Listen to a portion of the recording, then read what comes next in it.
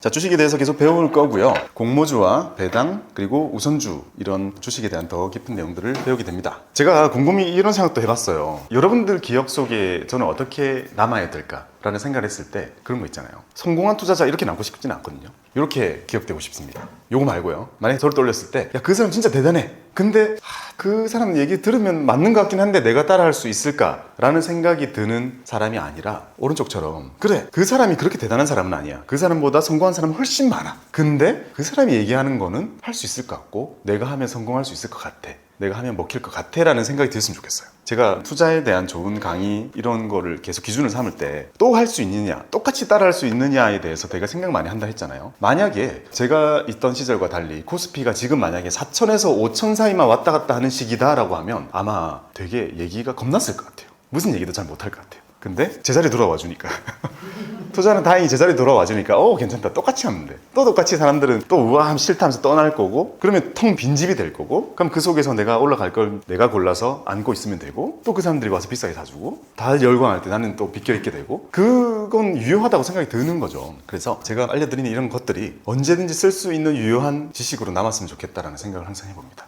우리가 저번 주에 주식에 대한 내용을 배웠잖아요. 한번 생각해 보자고요. 버핏 하면 우리가 누구나 다 아는 투자 잘하는 사람이라고 하지만 막상 우리 잘 모르잖아요. 그렇게 막 또 사람 파헤치지 않으니까 훑어보자고요. 몇 개 어록들이 있거든요. 참고로 버핏에는 책을 쓴 적이 없어요. 책을 안 쓰고 오직 주주서한이라는 걸 쓰거든요. 주주들한테 편지만 써요. 그 편지 속에 되게 좋은 말들이 있다 보니까 그것들을 묶어가지고 책이 계속 나오는 거죠. 그래서 주주들한테 쓰는 편지 속에 어록들이 많이 돌고 있습니다. 우리가 좋아하는 말들 이런 거 있죠. 잠자는 동안에도 돈이 들어오는 방법을 찾아내지 못한다면 죽을 때까지 일을 해야 될 거다. 자산 모으란 소리죠. 잠자는 시간 동안 돈 들어오게 하는 거는 자산밖에 없잖아요. 자산의 강조를 한 게 이 말 속에 들어있다고 생각을 해요. 그 다음에 10년 이상 보유하지 않을 거면 단 10분도 보유하지 마라. 이 말 되게 와닿지 않아요? 요거는 이런 말 없어요.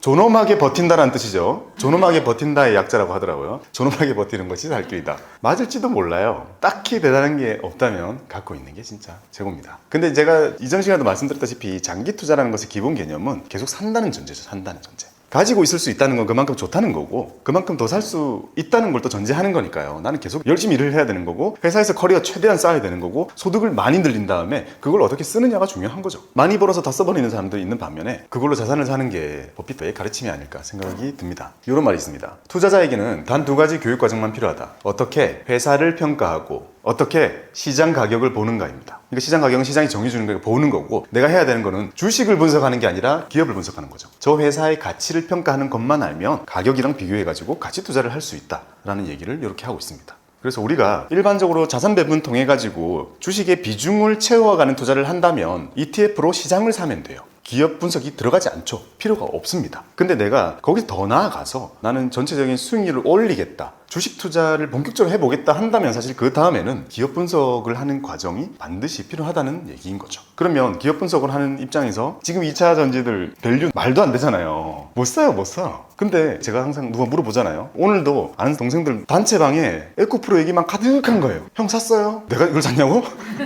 옆에 있는 친구가 한 달 전에 샀는데 오늘 더 사라는데요, 더 간다는데요, 유튜브에 어떤 사람 나와서 10배 더 간다 했다는데요. 모든 얘기가 전혀 저하고 상관없어요. 저 기준에는 이미 너무 비싸거든요. 근데 사지 말라고 얘기 딱 못하는 게 지금 상태로 한참 더 갑니다. 보통 그랬어요. 이게 밸류에이션으로 체크해 볼 수 있는 게 어느 선이고요, 그 위는 밸류를 보지 않는 사람들의 광기잖아요. 알 수 없어요. 위로 가는 거 알 수 없어요. 그 수백만 명의 사람들 마음을 어떻게 알겠어요. 분명히 밸류 따지는 사람들은 이미 나갔겠죠. 미래를 아무리 땡겨도 지금 합리화가 안 되는 가격이라면 나갔겠죠. 근데 이제 부안의 둥파들이 지금 서로 막 미쳐 날뛰고 있는데 그거 어떻게 제가 분석하겠어요. 이거 더 올라요? 오를걸? 근데 난 안 사. 그게 무슨 말이에요? 더 오를 거야 아마. 보통은 더 가더라. 난 안 사. 그러니까 기업을 밸류에이션에 집착하는 거는 되게 중요합니다. 자, 사람들이 주식 어떻게 사나요? 라고 했을 때 이렇게 답했습니다. 너무 뻔한데요. 잘 생각해보면 진짜 깊이 있는 말들이에요. 나는 이해를 할 수 있고 장기 전망이 밝으며 정직하고 유능한 사람이 경영하고 가격이 매우 매력적인 기업을 좋아합니다. 많은 게 들어있죠. 이해할 수 있고, 자, 버핏은 IT 안 사죠. 옛날에 IBM 한번 샀다가 손절 한번 하고 그 이후로 IT 안 사죠. 애플은 IT가 아니라 소비 필수제라고 해서 산 거죠. 그러니까 자기가 IT를 이해할 수 없기 때문에 안 사는 거고, 그리고 최근 몇 년간의 주총에서 모든 사람들이 계속 질문을 그런 걸 하더라고요. 코인 왜 안 사요? 이해할 수 없다. 내가 죽을 때까지 아마 이해 못할 거다 하면서 딱 잘라버리잖아요. 그러니까 그 안다는 것 정말 중요한 얘기인 거고요. 장기 전망이 밝으며, 자세히 생각해보면 우리가 되게 인기에 휩쓸려서 사는 많은 기업들이 전망이 밝지 않은 경우가 많아요. 다음, 정직하고 유능한 사람이 경영하고. 우리가 경영자를 보는 게 되게 힘들잖아요. 막상 우리가 삼성전자 사면서 이재용 아저씨 인성이 좋아? 이런 얘기 잘 안 하게 되듯이 되게 큰 회사는 경영자 인성 상관없이 회사는 잘 돌아가지 않나? 나는 회사 일할 때 사장님 얼굴도 보기 힘든데 그런 생각만 하잖아요. 근데 실제로 투자자 입장에서 본다면 이제 경영자가 정말 중요한 거죠. 경영자의 권한이 더 많을수록 이거는 더 중요해지는 부분이기도 합니다. 그 다음 마지막, 가격이 매우 매력적인 기업. 여기서 매력이라는 건 뭐겠어요? 싼 거겠죠, 싼 거. 워렌 버핏의 스승이 벤자민 그레이엄이라고 하는 선생님인데, 그분은 평생 싼 걸 사면 된다라는 거 거의 얘기를 했는데, 버핏은 처음 들고 깨달은 거죠. 아, 이게 싸다는 의미구나. 버핏은 거기서 한 발 더 나아가지고 이제 기업의 미래 전망까지 보면서 싼 거를 평가하는 거를 집대성하게 된 거죠. 지금 싼 것도 중요하고 앞으로 돈을 더 벌 거를 가지고 하면 더 싸지는 거잖아요. 그거를 계산해가지고 지금의 부를 이룬 것이 바로 버핏입니다. 저는 이렇게 생각해요. 버핏 따라할 수 있느냐? 그러긴 너무 천재잖아요. 10몇 살 때부터 주식했다는데. 금융소득 원천징수 영수증 같은 거 날라오잖아요. 11살이었나? 그때 벌써 이미 그걸 받고 세금 냈잖아요. 그러니까 떡잎부터 다르기 때문에 완벽하게 따라할 수는 없어요. 하지만 아주 근본적인 거는 무조건 따라야 된다고 생각하는 거죠. 천재인 건 맞는데 이 사람이 천재성이 발휘된 것 말고 생각의 근본을 이루고 있는 것은 우리가 따라야 된다고 생각합니다. 여기 그런 거 없잖아요. 단타를 쳐야 한다. 버핏 초반에 단타 친 거 알아요? 주식 투자하고 단타만 주구장창 치다가 벤자민 그레이엄 선생이 강의를 처음 들은 거예요. 그러면서 충격을 먹었다죠. 장기 투자를 하는 거였어 이러면서. 그 전까지는 엄청 유명한 단타꾼이었습니다. 책에서 이런 얘기를 해요. 주식을 살 때는 비상장 회사를 산다는 생각으로 매수를 한다. 어차피 안 팔 거니까. 사고 파는 게 용이한지는 전혀 중요하지 않다는 거죠. 읽어보면 최선을 다해서 매수 가격을 검토하고 사는 가격을 최대한으로 검토하고 매도 가격 검토하지 않는다. 우리가 맨날 묻죠. 얘 좀 싸보여요. 이거 사도 돼요? 다들 뭐라 물어보는지 알아요? 언제 팔아요? 20% 갈까요? 회사의 가치가 증가하는 한, 회사의 가치라는 건 실적이잖아요. 회사가 성장하는 한 무한정 보유한다고 돼 있죠. 그러니까 코카콜라 안 파는 이유는 그거겠죠. 계속 커지니까. 나는 이코노미스트가 아니고, 이제 이런 단어가 우리 눈에 들어옵니다. 이제 매크로 애널리스트도 아니고, 나는 기업 분석가다. 그러니까 경제 모르고 차트도 이런 것도 나랑은 상관없다. 나는 기업을 보는 거고 증가할 기업을 찾는 사람이다 라고 얘기하죠. 기업을 통째로 인수하는 것이나 주식을 한두 주 사는 것이나 완전히 똑같은 거다라는 얘기를 하죠. 그러니까 우리가 진짜 만약에 몇 명 돈을 모아가지고 이런 골목 안에 있는 커피숍이나 떡볶이 가게를 진짜 인수한다고 생각해봐요. 가가지고 얼마나 많이 따지겠어요. 지금 여기 이끌고 있는 이 주인 아저씨 인성도 볼 거고, 알바생들 위생 상태, 위치, 입지, 사람들이 많이 다니는지, 가격대가 어떤지 엄청 자세하게 볼 거 아니에요. 그거랑 똑같다는 거죠. 그러니까 우리가 정말 큰 삼성전자 뭐 이런 것에 한 줄을 사는 거나, 우리가 진짜 가가지고 이런 가게 인수하는 거나 똑같다는 거죠. 그러니까 우리도 그런 기업 볼 때 누가 경영하는지, 단가가 얼마인지, 많이 남는지, 마진율 괜찮은지, 위생이 괜찮은지, 재무 상태 괜찮은지 다 봐야 된다는 의미입니다. 결론은 주식을 사지 말고 기업을 사세요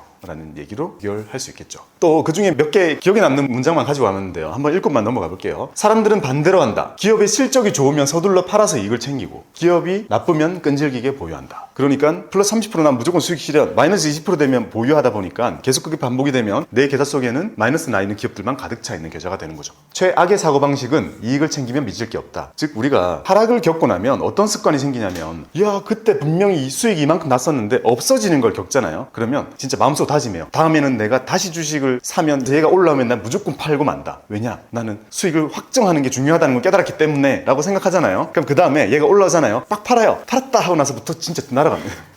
몇 년 동안 날아가요. 그러니까 하락한 이후에 우리한테 오는 그 마음의 변화를 잘 이겨내야 됩니다. 아마 지금 여러분들 마음속에 그게 있을 거예요. 예를 테슬라다. 테슬라 사가지고 50% 수익이 났었는데 지금 마이너스 20%야. 아 내가 이거 올라오면서 팔아야지. 그런 마음이 분명히 있을 거라 생각해요. 다 알고 하는 듯이 얘기하죠. 다 겪었겠죠. 사업의 통한을 잊히는 주식에도 통한다. 좋은 기업의 대주주가 진짜 막 목숨 걸고 지분을 지키려고 하는 것처럼 우리도 좋은 기업의 주식을 지켜야 된다. 근데 좋은 기업을 가격 오르면 팔아버리. 대충 알겠죠? 사는 게 정말 중요하고, 파는 거는 저도 이제는 따라하려고 하는 것이 그런지 모르겠는데요. 파는 거는 그냥 모른다. 그냥 적당히 오르면 잘 팔면 기분 좋은 거고, 그건 알 수가 없다라고 해야죠. 특히 우리가 기업을 딱 사는 시점에는 싼지 안 싼지 내가 밸류에이션 계산을 해보고 느낌이 오거든요. 그러니까 싸게는 살 수 있어요. 근데 이게 언제 오를지도 알 수 없고, 근데 오르고 나서도 어느 구간을 넘어서고 나면 아까 말씀드렸던 것처럼 이제 더 이상 나처럼 밸류에이션 계산하는 사람들이 갖고 있지 않게 되잖아요. 더 많은 사람들이 들어와가지고 막 사고 파는 그 단계가 오게 되면 이제 아예 알 수 없게 돼요. 그러니까 얼마나 올라갈지는 알 수가 없는 거죠. 하지만 우리가 할 수 있는 건 기업을 계산해가지고 최대한 싸게 사는 걸 할 수 있다는 겁니다. 주식시장에서는 인내심 없는 사람의 돈이 인내심 있는 사람에게로 흘러간다. 이거는 번역이 잘못됐는데, 위대한 기업을 위대한 가격에 사야 한다. 항상 새로운 기업을 발굴할 필요가 없다. 입증된 걸 왜 버리느냐. 처음에 성공했다면 더 시도하지 마라. 투자라는 것의 답은 성공을 계속하는 것이 중요한 게 아니라 평생에 걸쳐서 실수 몇 개를 피하는 게 제일 중요하다고 얘기하는 거죠. 진짜 와닿는 말인 것 같아요. 자, 버핏의 말씀을 그냥 몇 줄만 우리가 쭉 읽었는데도 우리가 앞에 배웠던 주식들을 대형주 뭐 이렇게 하면서 배웠잖아요. 어떻게 사야 할지에 대한 마인드가 어느 정도 감이 오실 거라고 생각이 됩니다.